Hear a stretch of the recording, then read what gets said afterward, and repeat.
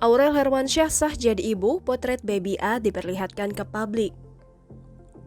Aurel Hermansyah telah melahirkan anak pertamanya, baby A. Istri Atta Halilintar, Aurel yang melahirkan di tanggal cantik Selasa 22 Februari 2022 di Rumah Sakit Umum Bunda, Jakarta. Dikutip dari Instagram Atta Halilintar yang mengunggah sedang memegang tangan bayi mungil yang merupakan anak pertamanya, baby A. Dalam unggahan tersebut yang bertuliskan caption, 22 Februari 2022, malaikat hidupku. Hal ini sontak dibanjiri komentar dan ucapan selamat. Jauh sebelumnya, melalui unggahan video di kanal YouTube milik Atta Halilintar yang diunggah pada 12 Desember 2021, Aurel terlihat mengunjungi rumah sakit untuk bertemu dengan dokter kandungan.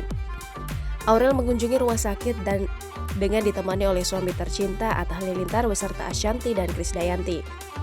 Saat bertemu dengan dokter kandungan, Aurel melakukan pemeriksaan USG untuk melihat sang buah hati di dalam perutnya. Dari hasil USG tersebut terlihat jelas wajah baby A.